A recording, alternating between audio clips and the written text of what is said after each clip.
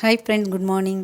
இன்றைக்கி cauliflower mushroom போட்டு பிரியாணி பண்ணியிருக்கேன். இந்த பிரியாணி எப்படி பண்ணணுன்னா, வெங்காயம் வதக்கிட்டு நம்ம கிராம்பு, பட்டை, லவங்கம், ஏலக்காய் தாளித்து கொட்டி வெங்காயத்தை வதக்கிட்டு இஞ்சி பூண்டு வதக்கிட்டு அதுக்கப்புறம் இந்த காலிஃப்ளவரை தனியாக வெந்து வச்சுக்கணும். அதையும் சேர்த்து வதக்கிட்டு இந்த மஷ்ரூமையும் தனியாக கொஞ்சம் வதக்கி வச்சுக்கணும். பட்டாணி, கேரட்டு எல்லாத்தையும் போட்டு வதக்கிட்டு அதுக்கப்புறம் அதில் கொஞ்சம் புதினா, கொஞ்சம் கொத்தமல்லி இலை போட்டு கொஞ்சம் காரப்பொடி, உப்பு, அப்புறம் தனியா பொடி இதெல்லாம் போட்டு கொஞ்சோண்டு கரம் மசாலா பவுடரும் போட்டுட்டு எல்லாத்தையும் நல்லா வதக்கிட்டு அதுக்கப்புறம் ஒரு 5 மினிட்ஸ் இறக்கிறதுக்கு 5 மினிட்ஸ் முன்னாடி கொஞ்சம் தயிரை விட்டுட்டு அதுக்கப்புறம் நல்ல சுருளை கிண்டிட்டு வெந்த பாஸ்மதி ரைஸோடு கலந்து சாப்பிட்டா ரொம்ப நல்லாயிருக்கும்.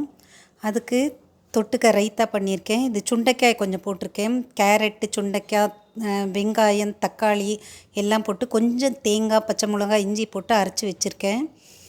இது சுண்டைக்காய் புளி மிளகா பண்ணியிருக்கேன். பச்சை சுண்டைக்காய் புளி மிளகா பண்ணியிருக்கேன். இந்த பச்சை சுண்டைக்காய் புளி மிளகா எப்படி பண்ணணுன்னா, நல்லெண்ணெயில் கடுகு தாளிச்சிட்டு பெருங்காயம் போட்டு பச்சை மிளகா கொஞ்சம் வதக்கிட்டு சுண்டைக்காயை தண்ணியில் வெந்து வச்சுக்கோங்க.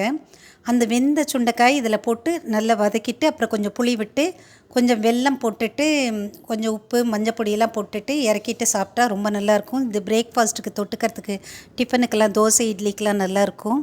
Thank you friends.